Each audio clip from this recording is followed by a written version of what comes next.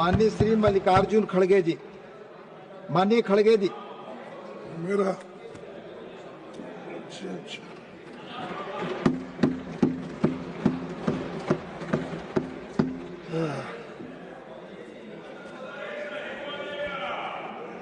Yes.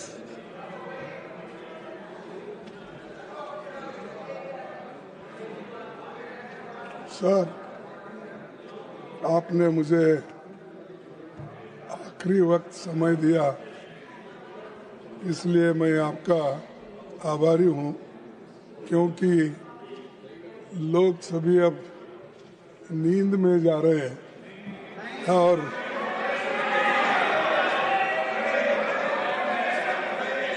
आपको सुनने के लिए उत्सुक हैं लोग। ठीक है, नहीं तो कम से कम मोदी जी उनको बोले हैं तुम जागते रहो, तो जब हम बात करते हैं तुम जागते रहो, ठीक है। तो सर, मैं चंद बातें आपके सामने इसलिए रखना चाहता हूं, ये बहुत बड़ा इम्पोर्टेंट कानून है, एक्ट है। इसको हम लाइटर इसमें नहीं लेना चाहिए, क्योंकि ये गरीबों से संबंधित कानून है और इसके साथ छेड़छाड़ करना अच्छा नहीं। इसीलिए मैं ये कहूँगा कि आप लोग इसको जो एक नया कानून लाकर पुराने कानून के खिलाफ जो काम कर रहे हैं, ये अच्छा नहीं, और लोग आपको सड़कों पे फिरने नहीं देंगे। सर, 204 और 14 के बीच भारत की जनता को अधिकार संपन्न बनाने वाले कई ऐतिहासिक अधिकार मिले और कानून इसी संसद में बने थे। राइट टू इंफॉर्मेशन, हमारा राइट टू इंफॉर्मेशन ये एक हक है, ये राइट है। राइट टू इंफॉर्मेशन हमने दिया था, राइट टू एजुकेशन हमने दिया था, ये सब राइट्स है। और फॉरेस्ट राइट्स एक्ट हमने दिया था, उसी के साथ फूड सिक्योरिटी एक्ट हमने दिया था, लैंड एक्विजिशन एक्ट हमने दिया था, और अरे नया लैंड एक्विजिशन एक्ट था, और इसमें मनरेगा ये प्रमुख एक्ट है।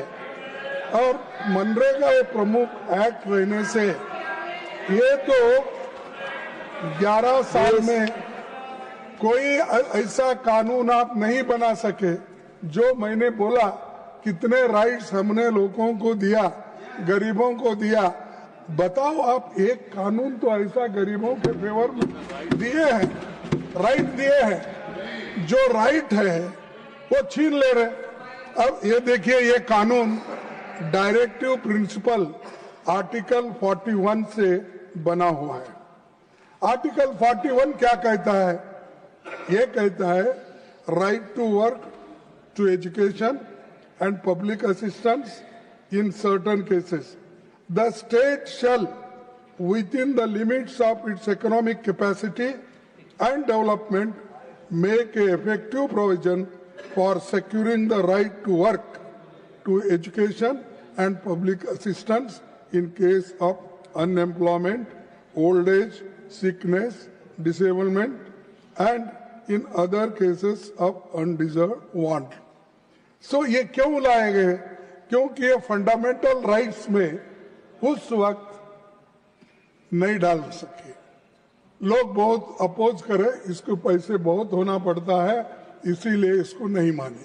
तब डॉक्टर बाबा साहब अम्बेडकर ने ये सोचा और अपने दूसरे कॉन्स्टिट्यूंट असेंबली के मेंबर से भी ये बातचीत की, कम से कम ये डायरेक्टिव प्रिंसिपल्स में अगर आप डालें और डायरेक्टिव प्रिंसिपल्स के तहत वो कानून बना सके हर स्टेट में वेलफेयर के लिए, तो उन्होंने ये डायरेक्टिव प्रिंसिपल का चैप्टर ऐड किया गया उस वक्त, और इसको सब सम्मति से लिया गया। ऑन बेस्ड ऑन दिस ये नरेगा स्कीम लाया गया गरीबों के पेट भरने के लिए। जो गरीब काम नहीं कर सकता था और जिस वक्त हार्वेस्ट सीजन होने के बाद लोगों को काम नहीं मिलता था, तब बड़े बड़े जमींदार लोग और अमीर लोग क्या करते थे, गरीबों को अपने घर में कम दाम में इनको काम करवा लेते थे। तब उनको पेट भर खाना भी नहीं मिलता था, काम भी नहीं मिलता था, उनका एश्योर्ड जॉब नहीं है। तब उन्होंने ये यूपीए सरकार ने ये सोचा, मनमोहन सिंह जी ने ये सोचा, सोनिया गांधी जी ने ये सोचा, सोचने के बाद ये बिल आया और ये एक्ट बना। इसका सारे दुनिया में अप्रिसिएशन हुआ। एक ही जगह नहीं, मैं बताता हूँ आगे कैसा हुआ, कहाँ हुआ। तो इसी के साथ sir, duty of the state to raise the level of nutrition, यानी फूड सिक्योरिटी के लिए बोल रहा हूँ, ये आर्टिकल 47 है। तो ऐसे सब आर्टिकल्स जो डायरेक्टिव प्रिंसिपल्स में है, उसके आधार पर हम बना रहे हैं। और आज आप वो राइट्स जो दिए गए हैं, उन हकूक को, बुनियादी हकूक को छीन ले रहे हैं। और इससे आपका मंशा क्या है? गरीब लोगों को कमजोर करना, उनको एक कुचल देना और उनको स्लेवरी में डालना। जैसा वो हजारों सालों से एक गुलामी में थे, उसी तरीके से फिर से उनको गुलामी में डालने का काम इससे हो रहा है। सर, मैं इसलिए कहना चाहता हूं, ये चौहान साहब बैठे हैं, ये तो हमेशा गरीबी की बात करते थे और करते आए हैं, अभी भी करते होंगे, क्योंकि जरा वहां से मध्य प्रदेश से यहाँ आना जरा दूर तो हो गया, लेकिन उनके विचार भी दूर हो गए गरीबों से। तो क्योंकि ये बात मैं बोल रहा हूँ, उनके दिल में भी होगा, ये गरीबों के लिए मनरेगा अच्छा कानून है, मैं जो ला रहा हूँ ये ठीक नहीं है। उन अपने आत्म साक्षी से बोलो, आपको बोलना होगा, क्योंकि जो गलत कानून है, अगर आप लोग तरफदारी नहीं करेंगे, आप अगर उसको मजबूत नहीं करेंगे, फिर कैसा गरीब जिएगा। तो मैं आपसे निवेदन करूंगा कि इसको और मजबूत करने की कोशिश करो, इसको वीक करने का, कमजोर करने का आपके हाथ से नहीं होना, क्योंकि आप हमेशा कमजोर लोगों की बात करते हैं, महिला की बात करते हो, कौन सा लाडली बहना, कौन से स्त्रियों के, हाँ बोल के, और मामा चाचा क्या क्या के नाम उनको मिले उस वक्त, ये सब क्यों मिले? कम से कम लोग मामा मामी ये सभी लोग काम करने के लिए इनके एक प्रेम से वो लोग कहते थे। और इन्हों भी इतना, यानी इनका विशाल हृदय है कि इन्हों, एक बार मैं देखा टीवी में कि एक किसी को पेशाब कुछ उसके मुंह में डाले थे शायद, ट्राइबल आदि, उसको घर बुलाए, टेबल पे सॉरी कुर्सी पे बिठाए, टॉवेल से उसके पैर पूछे, पानी डाले, सब कुछ करे, और पानी पीने का एक बाकी था, लेकिन उन्होंने वो नहीं किया उतना समझा के। तो उसलिए उन्होंने अपना कंपैशन दिखाया, करुणा ये दिखाया। लेकिन ऐसा इंसान, ऐसा मंत्री जो करुणा में और गरीबों के लिए करुणा दिखाते हैं, वो इस मनरेगा को बर्बाद कर सकते हैं। आपका कोई ना कोई मजबूरी है, वो आप बाहर नहीं निकाल रहे, नहीं तो सर वो हमेशा हंसते रहते हैं और सबके साथ हंसते मिलते हैं। लेकिन अब यहाँ आने के बाद इतना दुखी हो गए, इतना परेशान हो गए, क्योंकि पूरा दिल्ली में आने के बाद एक तो पोल्यूशन है ही है, लेकिन शायद आपके सरकार में बहुत बड़ा पोल्यूशन है। और दूसरी चीज, ये जनता के अधिकार छीन लेने का जो काम कर रहे हैं, आपको कल के दिन ऐसा ही एक समय आएगा जिस ढंग से आप 3 कृषि काले कानून को वापस लिए, तो ऐसा एजिटेशन आपको चाहिए कि लोग आपको गड़बड़ करने से, रास्ते बंद होने से, गोलियां खाने से यही पसंद है। उसी वक्त अगर आप ये करते हैं तो लोग मजबूरन रास्ते पे आएंगे, सड़क पे आएंगे, गोलियां भी खाएंगे, लेकिन इस कानून को सपोर्ट कभी नहीं करेंगे और हम लड़ते रहेंगे। सर, मैं एक बात कहूंगा, वो शायरी तो नहीं है, मैं ये बोलूंगा कि ये जो गरीबों को जो सपना दिखा रहे हैं वो कभी पूरा नहीं होगा। इसीलिए गरीब लोग कह रहे हैं, ए तिरुचि सुनो इधर भी जरा, बुलंद वायदों की बस्तियां लेकर, बुलंद वादों की बस्तियां लेकर हम क्या करेंगे? बुलंद वादों की बस्तियां लेकर हम क्या करेंगे? हमें हमारी जमीन दे दो, हम आसमां लेकर क्या करेंगे? तो हमको हमारा हक दो, बस है, हमारा राइट्स दे दो। हम इसमें जीते हैं, लोग जी रहे हैं, और आप इस चीज को गुमराह करने की कोशिश करेंगे तो मैं आपको ये एक सुझाव दे रहा हूं कि मनरेगा को पुराने रूप में जारी रखिए और इसको आगे बढ़ाइए, इसको मजबूत करिए, तभी इसको एक विशेष जो स्थान मिलेगा, नहीं तो सभी गरीब लोग बर्बाद हो जाएंगे। सभापति जी, महात्मा गांधी जी का नाम सभी लोग लेते हैं और हम कभी महात्मा गांधी जी के बारे में अगर ज्यादा बोले तो वो लोग तो उठ के अपने पुराने लोगों के, लीडरों के नाम लेते रहते हैं। वो मैं बोलना नहीं चाहता, वो चाहे अच्छे हो, बुरे हो, कुछ भी हो, जेल में गए हो, और आज ये लोग क्या कर रहे हैं? सभापति जी, महात्मा गांधी जी ने कहा था, मैं ऐसे भारत के निर्माण के लिए कोशिश करूंगा जिसमें गरीब से गरीब आदमी भी महसूस करेंगे कि ये देश उनका है, इसमें उनकी आवाज का महत्व होगा। ये महात्मा गांधी जी ने कहा। तो ये गरीबों का आवाज है इसमें, मनरेगा एक्ट में। इसको खत्म मत कीजिए, इसको बर्बाद मत कीजिए, नहीं तो 140 करोड़ में से 50 करोड़ लोग जो इस पे निर्भर है, वो उनका श्राप आपको लगेगा। तो आप तो श्राप नहीं लेना चाहते हैं, इसीलिए बाहर आओ, लड़ो इसके लिए, नहीं तो आपका नाम पूरा, जितना भी आज तक आपने नाम कमाया है, वो पूरा बर्बाद हो जाएगा। तो मैं ये कहना चाहता हूं। तो सर, 27 फरवरी 2015 को अभी हमारे पिछले सारे वक्ताओं ने ये बात किया है, मैं फिर उसको रिपीट करना नहीं चाहता, फिर भी रिकॉर्ड के लिए ये मैं कहना चाहता हूं कि मोदी जी ने कहा था 27 फरवरी 2015 में, क्या कहा था?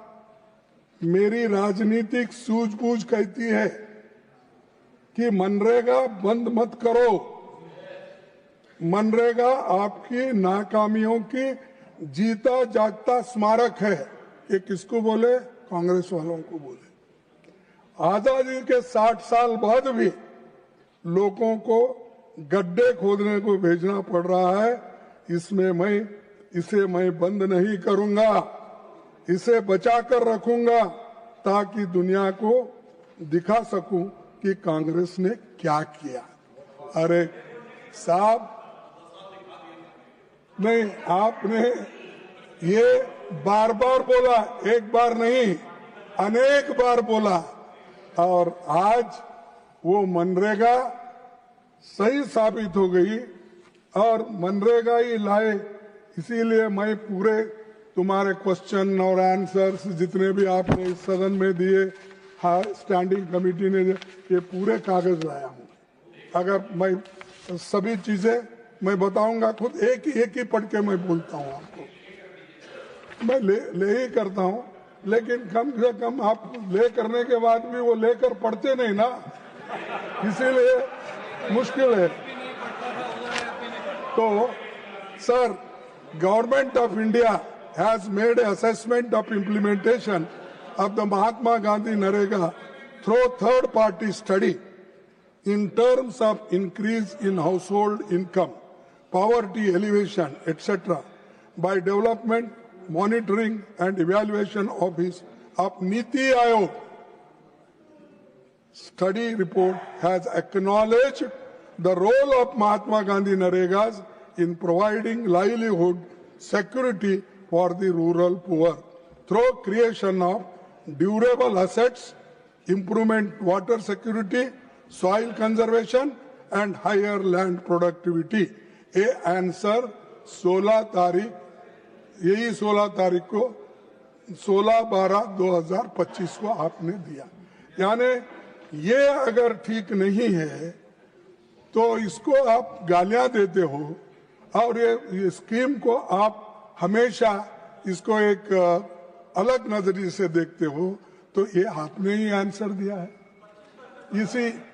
इसी सदन में आपने बोले, सो मैं बोल रहा हूं, ये पूरे जितने भी 5-6 कागज है मेरे पास, ये सब आपके लोगों ने स्टैंडिंग कमेटी में बोले सो है, आपके लोग प्रश्न का उत्तर देने में बोले सो है, और आपके लोग खुद माना है कि ये स्कीम बहुत अच्छा है, इससे असेट क्रिएट किया गया है।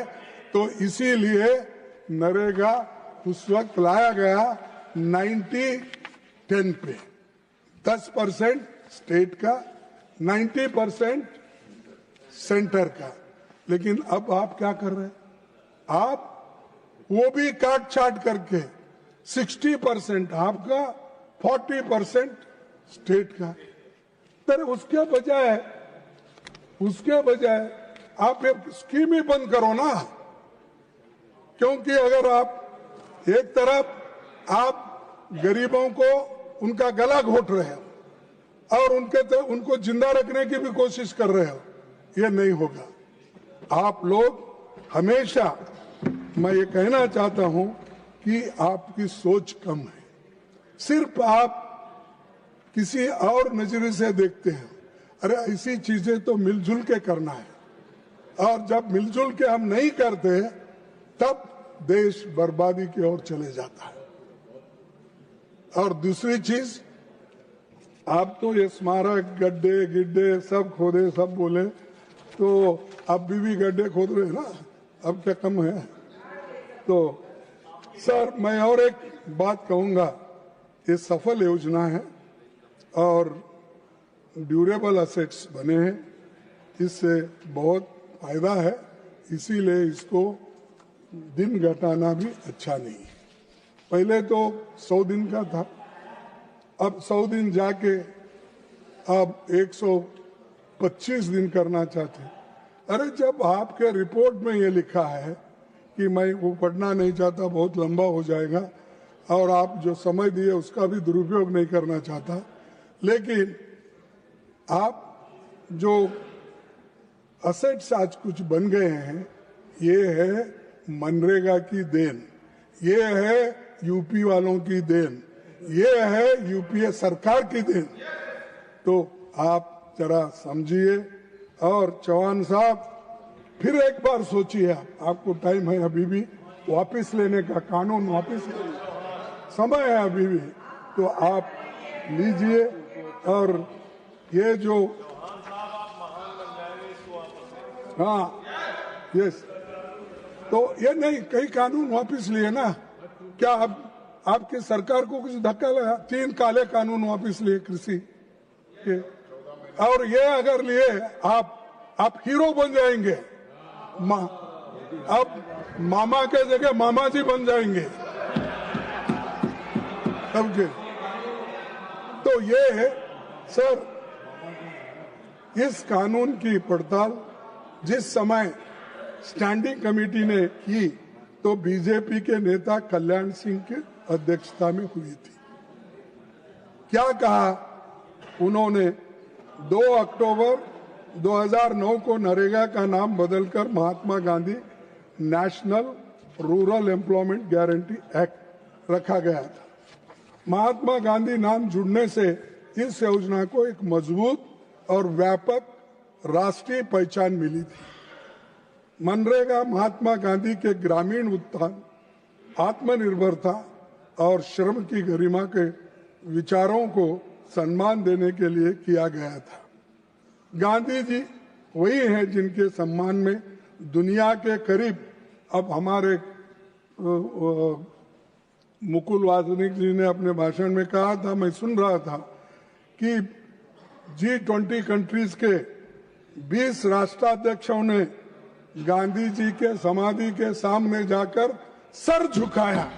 ऐसे महान महात्मा गांधी जी को आप इंसल्ट करते हैं, उनके नाम निकाल के जी राम जी, क्या राम जी, हाँ राम, तो ऐसा, हाँ जी राम जी, अरे ऐसा मत करो भाई, मुंह में राम बगल में छुरी मत रखो, मुंह में राम बगल में छुरी। गरीबों के लिए राम राम बोलते रहो, लेकिन बगल में तो उस छुरी रख के उसको आगे से पीछे से गर्दन पे छुरी रखे हो। और आप लोग ऐसे अगर काम करते गए तो आपको कोई माफ नहीं करेगा। और जो गांधी जी बोले हैं उसका, उनका जो गरीबों के आंखों से पानी यानी अश्रु को साफ करने का, वो नहीं होगा। और दूसरी चीज,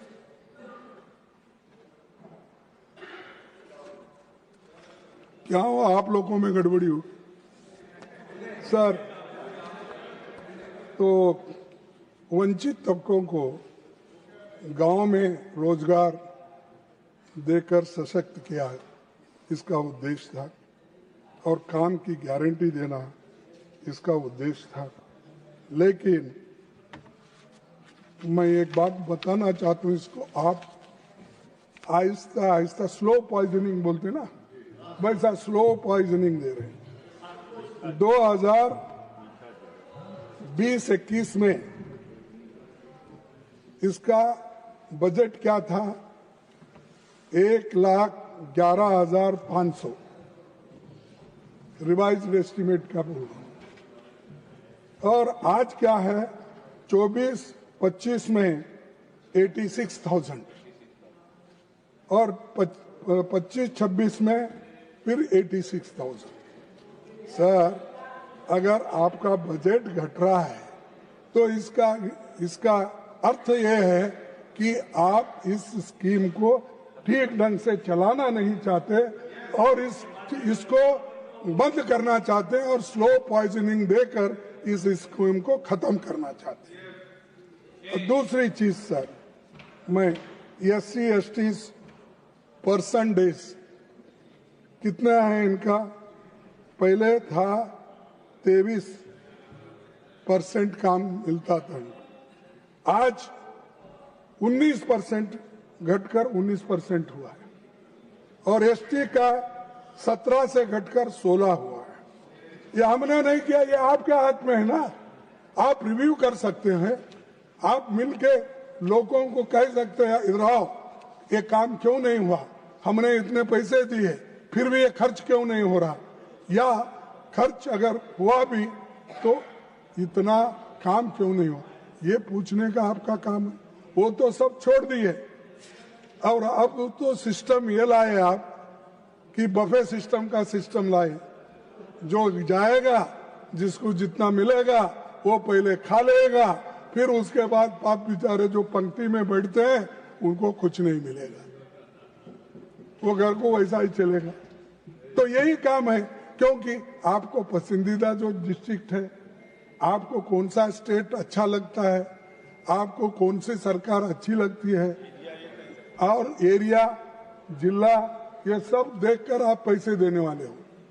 अगर किसी स्टेट से आपका कोई मिलाप नहीं है तब और वो आपसे ठीक नहीं है तो उनको बर्बाद करने का पूरा आपके हाथ में है। जैसा ईडी सीबीआई को लेकर आप लोगों को डराते रहे और बहुत से लोग हमारे उधर भाग गए और दूसरे लोग भी उधर आ रहे हैं, तो ये वैसा ही है कि हर स्टेट को फेडरल सिस्टम में आप डरा डरा के लोगों को कमजोर बना रहे, स्टेट को कमजोर बना रहे। फेडरल स्टेट का जो स्टेटस है उसको खत्म कर रहे। तो इसीलिए मैं कहता हूं ऐसा गुनाह मत करो। संविधान ने जो हक दिया है उसको आप ठीक रखो। और आज फिर आपने कहा, देखो इसमें आपने जो नया कानून लाने की कोशिश जो कर रहे हैं, मैं कसम से बोलता हूँ, मेरी माँ तो मैं जब देखा नहीं उसको, उनका इंतकाल तो उसी वक्त हो गया, तो बचपन में ही मैं 6-7 साल का होगा।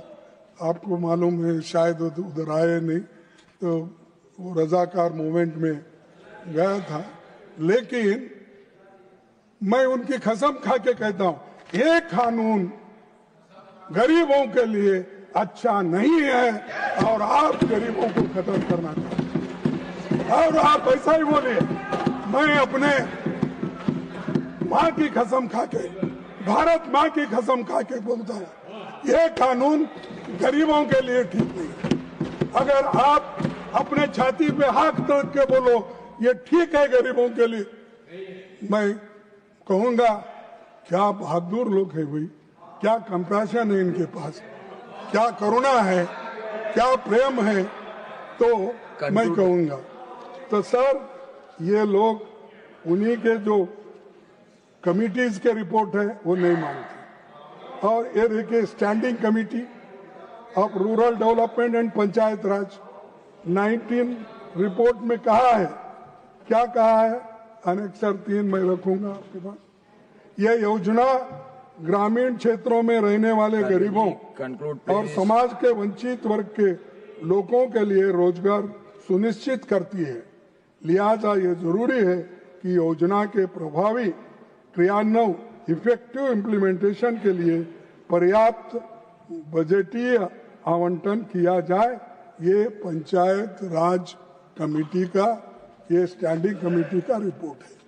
तो इसीलिए आपके रिपोर्ट को भी आप नहीं मान रहे, आपके लोगों को सलाह भी आप नहीं मान रहे।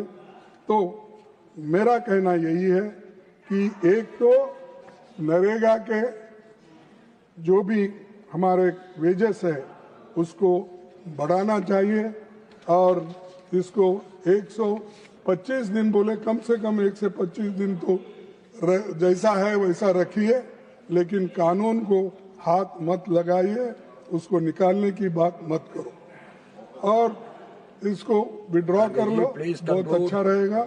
और ये तो मैं ये चाहूंगा कि ये स्टैंडिंग कमेटी को आप सेलेक्ट कमेटी को आप रेफर कीजिए, वहाँ पूरे सलाह आ जाएंगे और लोगों को एक मालूम हो जाएगा इसमें कमियां क्या है, कितने दिन। और पहले ये था सब सिर्फ 15 गरीबों को डिमांड ड्राइवन था। ये 15 दिन के अंदर अगर कोई कहता है कि हमारे पास काम नहीं है, प्लीज काम दो, बोले तो 15 दिन में, प्लीज कंक्लूड, 15 दिन में उनको काम देने का था। अब 60 दिन हो गया। तो इसीलिए ये 60 दिन जो किए हैं ये तो गरीब को और भी नुकसान है। पूरे अमीर लोग खून चूस लेंगे क्योंकि उनको बार्गेनिंग पावर नहीं रहता लेबर को। तो इसीलिए मैं कहूंगा ये इसका आप ध्यान में रखते हुए इसको आप वापस लेंगे। और एक बात मैं आपसे कहना चाहता हूँ, सरकार लोगों पर कोई सरकार लोगों पर कोई उपकार नहीं कर रही है। बल्कि ये राज्य की कानूनी जिम्मेदारी है जिसे आप राम राम करना चाहते हो, आप बाय बाय करना चाहते हो, Ram Ram. Please conclude Kharge ji, please conclude. क्या साहब, देखिए मैं ये सारी बातें आपके पास रख रहा हूँ, इसलिए रख रहा हूँ कि कम से कम नहीं, देखिए मेरे को कुछ बोलना है, ये आखिरी है, क्योंकि मैं ज्यादा कुछ बोलने नहीं जाता। मैं इंतजार किया हूँ ये 11 बजे तक, 11:30 बजे तक इंतजार इसलिए किया कि इसमें कुछ बदलाव हो जाए, उनको कोई ज्ञान मिले, इसके लिए मैं ये बात कर रहा हूँ। सर, इसको 150 दिन देने की बात थी, वो तो नहीं हुआ। सोनिया गांधी जी ने भी एक रखा था डिमांड, 150 दिन और 400 रुपए मजदूरी, वो भी आप इसमें शामिल नहीं करें। और दूसरी चीज मैं ये कहना चाहता हूँ, हर रिपोर्ट महेंद्र देव कमेटी का हो, नागेश सिंह का हो, ये सभी रिपोर्ट आप देखे नहीं, सबको आपने नजरअंदाज किया है। Please conclude ji, please. और उसके बाद मनरेगा, एक मैं अपनी, तो मैं आपको एक ये बना एक चीज बताना चाहता हूँ sir.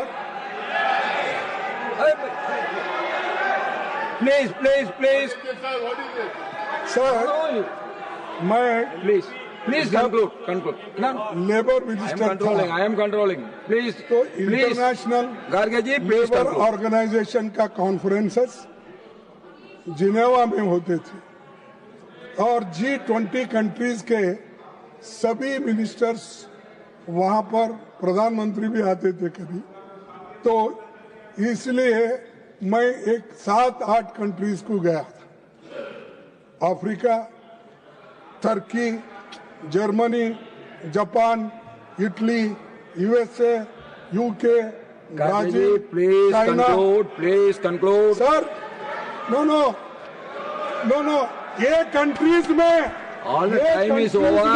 The allotted time is over. Already I have given you NREGA more scheme than को, 7.5 minutes extra. NREGA Please scheme को conclude. उन्होंने Please माना conclude. और उसकी प्रशंसा की, ये बात Please बोल रहा हूँ। conclude. Please conclude. अब जो प्रशंसा ये देशों ने की और उसको Please आप खत्म conclude. कर रहे हैं और बोल रहे हैं मुझे कि ये क्या कर रहे हैं। Please. No. अरे ये तो See, your party time is over. Your time is over. Please conclude. No, my time is sir 25 minutes. 33.04. अच्छा ठीक है, Please मैं- conclude. एक minute. You take one more minute and conclude, okay please. Sir, 2-3 minute में खत्म करता हूँ। Sir, Nobel laureate Amartya Sen ने कहा था कि MNREGA reaches out to the people and gives them income. It is an enhancer of capability. It enhances their self respect and participation in life and community.